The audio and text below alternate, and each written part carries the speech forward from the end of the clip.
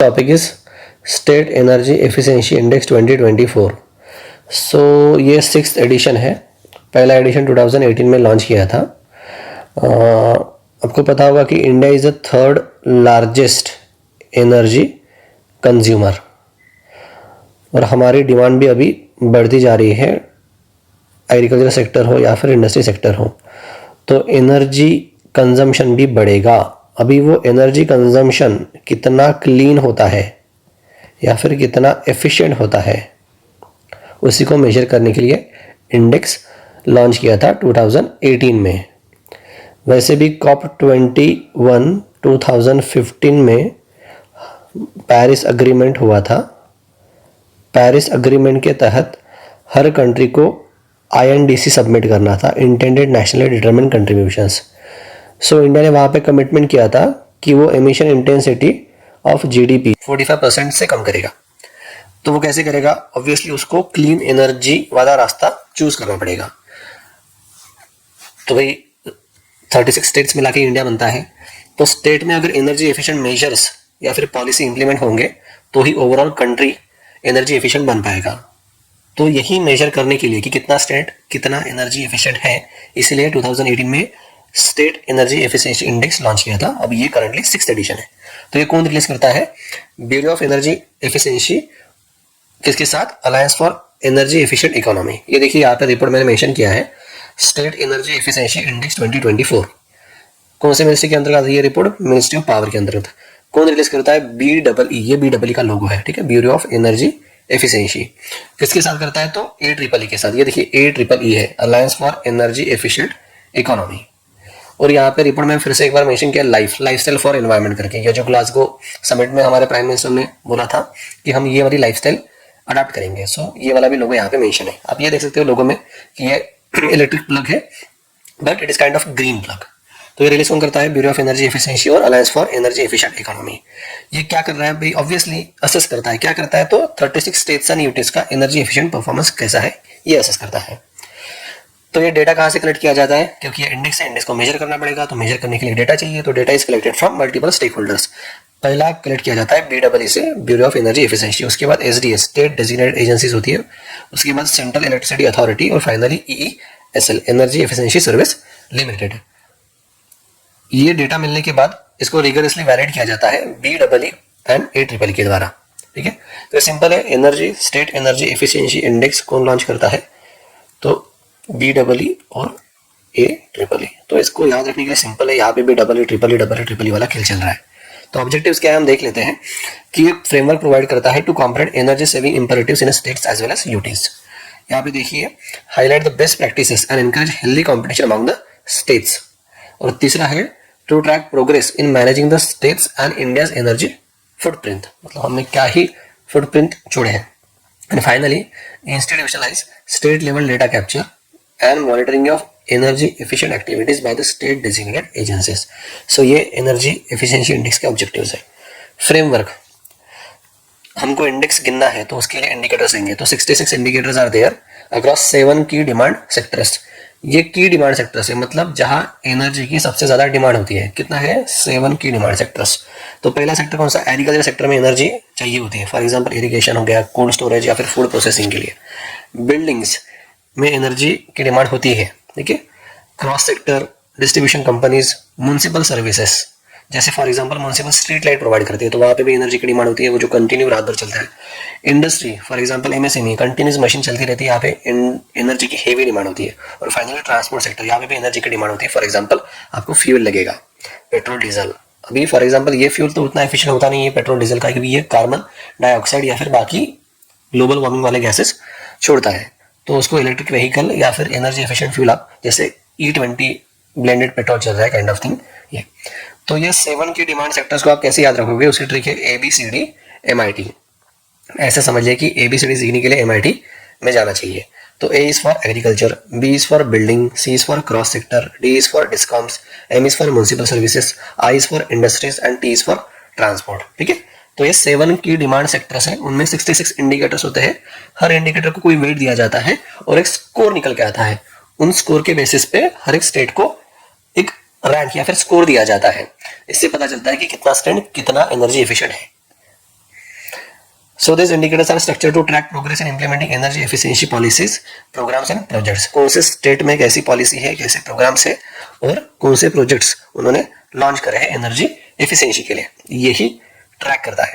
So index assigns a total score of 110. याद रखना यहाँ पे स्कोर 100 में नहीं है, वो 110 है with sector specific weight outline as presented below. तो हम देख लेते हैं सेक्टर्स. मैंने ऑलरेडी आपको बोला था कि यहाँ पे 7 की डिमांड सेक्टर्स है. ठीक है, हमने ट्रिक भी याद रखी थी इसकी. इसका था ABCD MIT.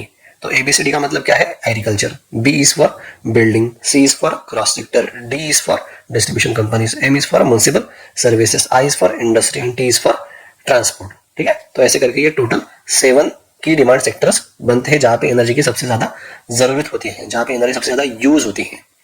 तो ये 7 सेक्टर्स है. अभी देखिए 7 सेक्टर्स में कितने इंडिकेटर्स है? 66 इंडिकेटर्स है और 66 इंडिकेटर्स को वेट दिया गया है और यहाँ पे भी वेट दिया गया है. अभी ये कॉमन इंडिकेटर वेट से और ये प्रोग्राम इंडिकेटर वेट से, तो ऐसे करके टोटल हमारे पास 110 वाला स्कोर आ गया है. अगर इनको हम परसेंट में कन्वर्ट करेंगे तो 110 इक्वल 100%, तो यहाँ पे 47% वेटेज है और यहाँ पे 53% वेटेज है, तो टोटल 100% में आएगा. अगर स्कोर एब्सोल्यूट पहुंचेंगे तो 110 का स्कोर है और परसेंट में तो ऑब्वियसली वो 100% ही होगा. तो यहाँ पे देख लीजिएगा कि कैटेगरीज भी दिए हैं कि फॉर एग्जाम्पल हर सेक्टर में, जैसे क्रॉस सेक्टर में क्या पॉलिसी किसी स्टेट ने इंप्लीमेंट की है, फाइनेंशियल की क्या सिचुएशन है, इंस्टीट्यूशनल कैपेसिटी है या नहीं है, कौन कौन से ई मेजर्स अडॉप्ट किए हैं वो स्टेट ने, एनर्जी सेविंग्स वाली कुछ स्कीम चलाई या फिर नहीं है, और स्टेट के कुछ प्रोग्राम्स है या नहीं है करके आपको ये इंडिकेटर्स का आइडिया नीचे आ जाएगा. फॉर एग्जाम्पल समझ लीजिए कि ये जो इंडस्ट्री सेक्टर है यहाँ पे 11 इंडिकेटर्स है, एग्रीकल्चर सेक्टर होगा तो यहाँ पे 4 इंडिकेटर्स है, और ये जो म्युनिसिपल सर्विस वाला सेक्टर है यहाँ पे 6 इंडिकेटर्स है. इसका एक आउटलाइन ले लेते हैं. ठीक है, लेकिन उसके पहले क्लासिफिकेशन. सो क्लासिफिकेशन हम 2 तरह से कर रहे हैं. States are classified into 4 performance category, मतलब वो कैसे परफॉर्म कर रहा है. तो यहाँ पे 4 कैटेगरीज है. पहला है फ्रंट रनर, दूसरा है अचीवर, तीसरा है कंटेंडर और चौथा है एस्पिरेंट. ठीक है, सो इसको फाका करके याद रखिए. Front runner, achiever, contender and aspirant. ये कैसे किया है उन्होंने कि यहाँ पे सिंपल एक नंबर लाइन, फॉर एग्जाम्पल यहाँ पे 30, यहाँ पे 50 और यहाँ पे 60. जो 60 से अबव स्कोर करेगा उसको बोलेंगे हम फ्रंट रनर. जो 50 टू 60 के बीच में स्कोर कर रहा है उसको बोलेंगे हम अचीवर. जो 30 टू 50 के बीच में स्कोर कर रहा है उसको बोलेंगे हम कंटेंडर. और फाइनली जो लेस देन 30 स्कोर कर रहा है उसको बोलेंगे एस्पिरेंट. तो स्टेट इस अकॉर्डिंग कैटेगराइज किए हैं performance categories. For the states को 4 ग्रुप्स में डिवाइड किया है based on TFEC, total final energy consumption.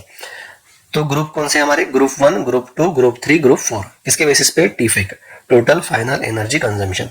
अगर total final energy consumption more than 15 million tons of oil equivalent होगा तो उसको ग्रुप 1 में ऐड किया है. अगर 5 to 15 million tons of oil equivalent होगा तो उसको ग्रुप 2 में ऐड किया है. अगर 1 to 5 million tons of oil equivalent होगा तो उसको ग्रुप 3 में ऐड किया. और less than 1 million tons of oil equivalent होगा तो उसको ग्रुप 4 में ऐड किया है. ठीक है, जैसे हम ऊपर पढ़ रहे थे कि इंडिकेटर्स, तो थोड़ा एक डिमांड सेक्टर देख लेते हैं, म्युनिसिपल सर्विस सेक्टर का. मैंने बोला था, आपको पूछा था कि 6 इंडिकेटर्स है यहाँ पे. ये देखिए म्युनिसिपल सर्विसेज में 6 इंडिकेटर्स है. तो थोड़ा देख लेते हैं ये 6 इंडिकेटर्स क्या होते हैं और ये कौन सी कैटेगरी में आएंगे कि भाई उस राज्य की पॉलिसी क्या है, फाइनेंस की फैसिलिटी है या नहीं है, इंस्टीट्यूशनल कैपेसिटी है या नहीं है, एनर्जी एफिशिएंट मेजर्स क्या है, एनर्जी सेविंग्स वाले कौन से स्कीम्स या फिर कौन से प्रोग्राम्स चलाए जा रहे हैं. तो देख लेते हैं municipal service sector indicators under state energy efficiency index. तो ये देखो इंडिकेटर, पहला इंडिकेटर इनका city level action plan on climate change है क्या किसी का, म्युनिसिपल सर्विस का. जैसे for example how many cities in a state UT have develop climate action plan, net zero action plan है या नहीं है, हीट एक्शन प्लान है या नहीं है, काइंड ऑफ ए थिंग. उसके बाद ये वाला देखिए इंडिकेटर कि स्ट्रीट लाइटिंग में एनर्जी एफिशिएंट प्रैक्टिसेस अडॉप्ट की गई है या फिर नहीं. फॉर एग्जांपल ये CFL वाले स्ट्रीट लाइट अभी भी चल रहे हैं या फिर LED वाले आ रहे हैं या फिर सोलर वाले स्ट्रीट लाइट आ रहे हैं. तो जैसे सोलर होगा तो वो ज़्यादा एफिशिएंट हो जाएगा, LED हो जाएगा तो वो कंपेरेटिवली कम एफिशिएंट हो जाएगा, लेकिन वो भी एफिशिएंट रहेगा ही, ज़्यादा बिजली कंज्यूम नहीं होगी. सो ऐसे काइंड ऑफ थिंग वो इंडिकेटर्स है, ये बस अंडरस्टैंडिंग के लिए है. अभी हम पढ़ लेते हैं ग्रुप 1, 2, 3, 4. तो ये आप पूरा ग्रीन बॉक्स देख रहे हो. So these are group 1 states. Group 1 states का डेफिनेशन क्या था कि जिसका TFEC total final energy consumption more than 15 million tons of oil equivalent होगा वो आएगा ग्रुप 1 में. सो ग्रुप 1 में कौन से स्टेट आएंगे? फॉर एग्जांपल महाराष्ट्र, इसका देखो 36 million tons of oil equivalent consumption है. गुजरात है, उत्तर प्रदेश है, ओडिशा, तमिलनाडु, राजस्थान, हरियाणा वगैरह वगैरह. सो ऐसे ही करके ये ग्रुप 2 है. ग्रुप 2 का डेफिनेशन क्या था? जिसका TFEC 5 to 15 million tons of oil equivalent होगा, ये आएगा यहाँ पे ग्रुप 3 और ये आएगा ग्रुप 4, ठीक है। इतना इंपॉर्टेंट नहीं है, एग्जाम में नहीं आएगा कि ग्रुप 1 में कौन आता है, ग्रुप 2 में कौन आता है। बस ग्रुप 1 क्या है ये याद रखना है कि जिसका TFEC more than 15 million tons of oil equivalent है वो ग्रुप 1 में है। ये ग्रुप 2 5 to 15, 1 to 5 ग्रुप 3 और लेस देन 1 ग्रुप 4।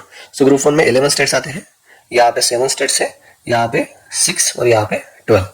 अभी हम रिजल्ट देख लेते हैं कि भाई किसने टॉप किया है, किसने अच्छा परफॉर्म किया है।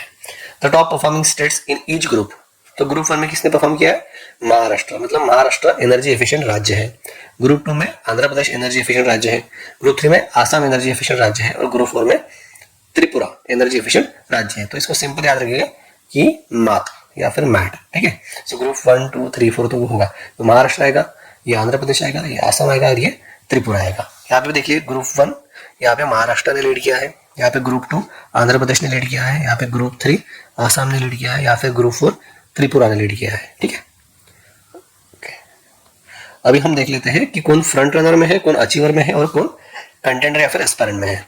हमने ऑलरेडी देखा था कि हमारे 4 कैटेगरीज थी फाका, ठीक है, FA, ये फ्रंट रनर थे, ये अचीवर थे, ये कंटेंडर थे और ये एस्पायरेंट थे। कैसे था, मोर देन और इक्वल टू 60% जिसने स्कोर किया है, यहाँ पे 50 to 60% स्कोर किया है, यहाँ पे 30 to 50% स्कोर किया है और यहाँ पे लेस देन 30% स्कोर किया है। तो ये क्या बोल रहा है हमारा मैप, ये देखिए फ्रंट रनर वाला ये वाला है, तो फिजिकली 1 2 3 4 और ये 5। सो फ्रंट रनर में कितने राज्य हैं, 5। पहला है महाराष्ट्र, ये आ गया कर्नाटक, ये आ गया तेलंगाना, ये आ गया आंध्र प्रदेश और ये आ गया तमिलनाडु। ये देखिए, so 5 states Andhra Pradesh, Karnataka, Maharashtra, Tamil Nadu, Telangana, they are in the front runner category in 24 index. उसके बाद 2 राज्य है आसाम और Kerala, they are in the achiever category, ये वाला अचीवर कैटेगरी है। तो यहाँ पे देख लिया, ये वाला आसाम है, ठीक है, और ये वाला केरला है, ठीक है, आसाम और केरला। अब यहाँ अचीवर में ये वाला कॉर्नर है और ये वाला कॉर्नर काइंड ऑफ थिंग, ये तो भाई लगभग 5 है। और finally 5 states Haryana, Punjab, Rajasthan, Odisha, Uttar Pradesh are in contender category. तो ये कंटेंडर कैटेगरी, यहाँ पे उन्होंने स्टार भी दिया, ये स्टार किसके लिए, the states marked with the stars have achieve more than 10% increase in their score compare to पिछला इंडेक्स। तो 2023 में जो रैंक होगा उसमें 10% या फिर स्कोर होगा 10% ग्रोथ किया है उन्होंने। तो ये देखिए year wise performance of the states, हमारे पास 4 कैटेगरी थी, फ्रंट रनर, अचीवर, कंटेंडर और एस्पिरेंट। ये 2024 का देखिए, तो 5 स्टेट्स 2 स्टेट्स 5 स्टेट्स, ये याद रखिएगा, ठीक है। 5 2 5 और बाकी रिमेनिंग कितने थे, 24, क्योंकि हमारे टोटल स्टेट्स कितने 36 और इनका टोटल कितना आएगा 12 है। तो 36 से -12 कितना आएगा, तो 24। ये याद रखिए, ठीक है। 5 to 5 24, 5 to 5 5 to 5, ठीक है। यहाँ पे देखिए पहले 7 थे, अभी कम हो गया, 5 में आ गए, ये तो मेंटेन कर लिया, यहाँ से बढ़ गए और ये भी सेम ही रखा है। और कुछ पॉइंट्स है यहाँ पे, जैसे Kerala achieve the highest adoption of energy efficient pumps.